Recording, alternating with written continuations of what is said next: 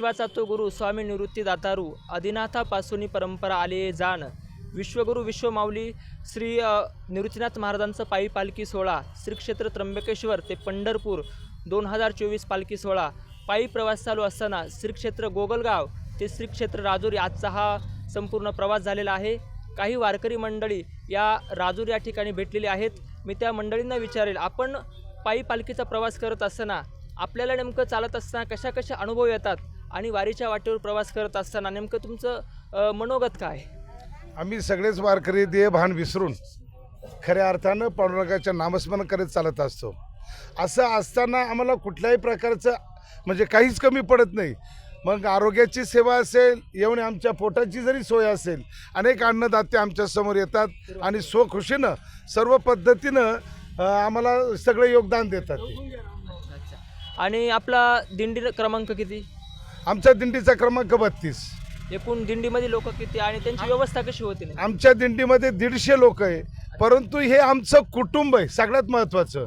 मग ती महिला असेल का पुरुष असेल, हे आमच्या घरामध्ये आम्ही जसं आमच्या कुटुंबाला सांभाळतो, आमचे दिंडी चालक हे सगळेच लोक, हे कोणाला काही जरी घडलं, आजारी पडलं, काही घडलं, त्वरित कुठल्याही प्रकारचं ॲडमिट करायची पाळी आली, जशी पद्धत असेल त्या पद्धतीचं ट्रीटमेंट आम्ही ताबडतोब त्यांना देतोय। आता 100-150 लोक तुम्ही प्रवास करतात, मग तुमची राहण्याची व्यवस्था कशी होते तिथं? त्या ठिकाणी गेल्यानंतर एवढ्या लोकांची जेवणाची व्यवस्था तुम्ही नेमकं कसं करतात ते? अनेक अन्नदाते आम्हाला त्या ठिकाणी जेवण आणि शुद्ध पाणी पिण्याची सोय देतात। इतकंही करून थांबती नाही, परंतु मला एवढंच सांगावं असं वाटतं का खरोखर एक भाग्य आमचं सुद्धा का आम्ही ज्या दिवसापासून आम्ही निघालोय त्या दिवसापर्यंत आत्तापर्यंत कुठलाही वारकरी म्हणणार नाही का आम्हाला काही कमी पडले म्हणून। आणि ज्या ठिकाणी जातो त्या ठिकाणी सर्व प्रकारचं अन्न आम्हाला दिलं जातं शुद्ध। बाबा, आपण किती वर्षापासून वारी करता? आपण आता 19 वर्षापासून वारी करतो। अच्छा, त्र्यंबकेश्वरवरून? हो, त्र्यंबकेश्वर ते डायरेक्ट पंढरपूर। हीच दिंडी का? हो, हीच दिंडी। काही याच्या अगोदर दुसरी होती, ही 9 वर्ष झाली या दिंडीला। याच्या अगोदर संत जगनाडे महाराजांची दिंडीमध्ये 10 वर्ष। तुमच्या या सर्व दिंडी क्रमांक 32 मध्ये काही महिला पण दिसतात ते। आजी, काही सांगाल तुम्ही नेमकं वारी करतात ते कशा पद्धतीने काही वारी करतात ते कोणी सांगू शकेल का? आता या आजींच्या डोक्यावर जर बघितलं तर वरती तुळस दिसते। त्र्यंबकेश्वर पासून तुम्ही तुळस घेतली का?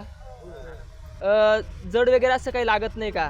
कारण कधी कधी काय होतं, आपण चालत असताना असं वाटतं की आपलाच देह कुठंतरी जड झाला, मग तुम्ही इतकी तुळस घेता डोक्यावर, मग तुम्हाला काही जड वगैरे होत नाही का? काही नाही, जड नाही वाटत।